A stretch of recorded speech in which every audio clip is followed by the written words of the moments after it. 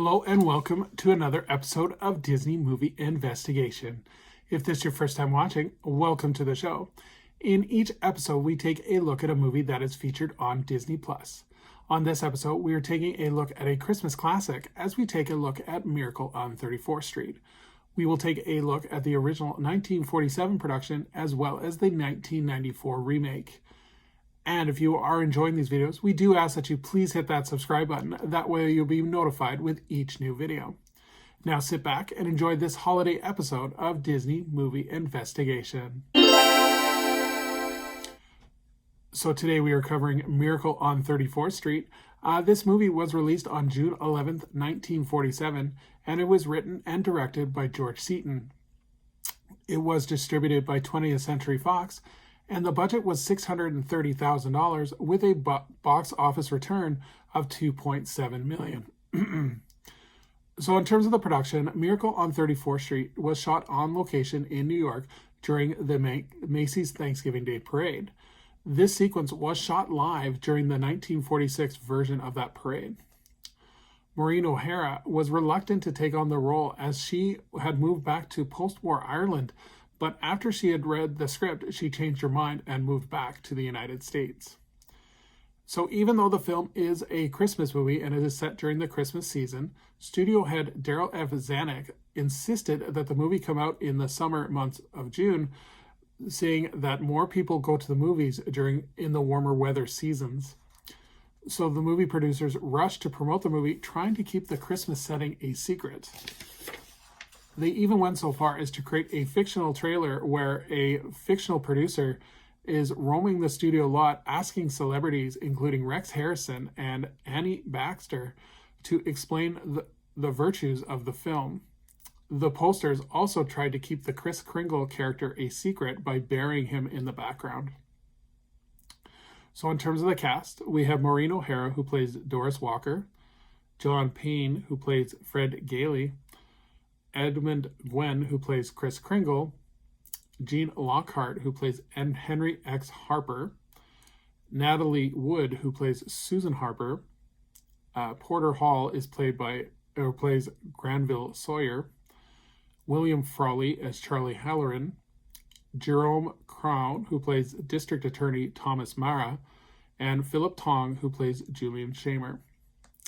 So in terms of the plot, an old man going by the name of Kris Kringle falls in for an intoxicated Santa Claus in the Macy's Thanksgiving Day Parade. He proves to be such a hit that he is soon appearing regularly at the main store. When he surprises and customers alike by claiming that he really is Santa Claus, it leads to a court case to determine his mental health and, more importantly, his authenticity. So in terms of the legacy of this movie, it is cemented as a Christmas classic. The film won Academy Awards for Best Supporting Actor, one for Edmund Green as Kris Kringle, Best Writing, and Best Original Story. It was also nominated for Best Picture.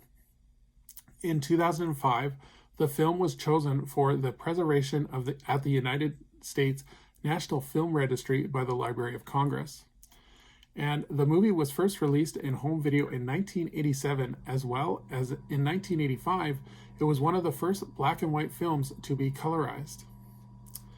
There have been many remakes of this movie. The first one being the Lux Radio Theater aired a 1-hour adaptation of the movie on 3 occasions on December 22nd, 1947, December 20th, 1948, and December 21st in 1954.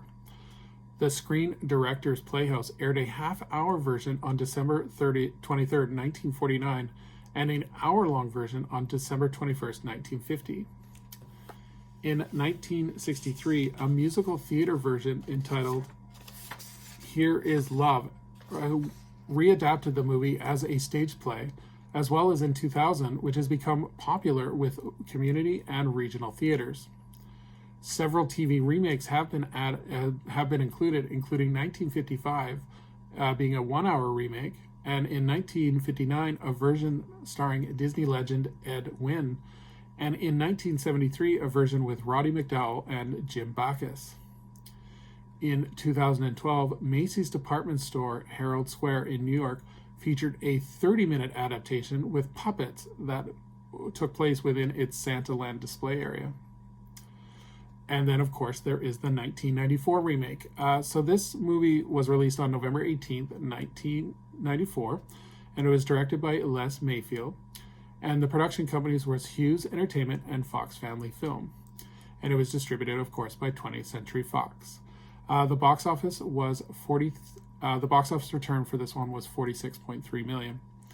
In terms of the cast for that movie, it had Richard Attenborough as Kris Kringle, Elizabeth Perkins as Dory Walker, Mara Wilson as Susan Walker, Dylan McDermott as Brian Bedford, and J.T. Walsh as Ed Collins.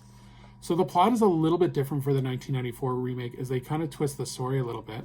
So this one focuses more on 6-year-old Susan Walker, who discovers that dreams do come true if you really believe. She has doubts about her childhood's most endearing miracle, Santa Claus, and her mother, Dory, told her the secret about him a long time ago, so she doesn't expect to receive the most important gifts on her Christmas list. But after meeting a special department store Santa, who is convinced that he is the real thing, she is given the most precious gift of all, something to believe in. So in terms of trivia about the 1994 remake, Macy's declined the opportunity to be involved in the remake, as they felt nothing could be improved on the original, so they changed the name from Macy's to Kohl's. And the premiere for this film was held at Radio City Music Hall, and it had a stage show accompanying it, along with a special musical performance by Kenny G. So in terms of recommending this movie, I like the original better. It has a good, heartfelt message. The original, like I said, seems to focus more on the Kris Kringle character and the impact that he has with the people around him, and making people believe in the heartfelt feeling of Christmas. The remake seems to make everything bigger and shifts the focus from Kris Kringle to the Dory and Susan character and their focus of trying to believe in Christmas again. The remake also shifts a little bit of focus into a rivalry between the two department stores about how one is toppling each other over for Christmas. Overall, both are great movies with a great focus on family and the message about the power of believing. I would recommend both this holiday season, as both are a great watch. So thank you so much for joining us here on Disney Movie Investigation. I would love anyone to comment on what their favorite memory of Miracle on 34th Street is. And as we look forward to our next episode, we are going to be looking into the world of imagination as we look at a modern Disney classic, as we look at Enchanted, starring Amy Adams. So until next time, I hope you have a magical day, and we will see you real soon.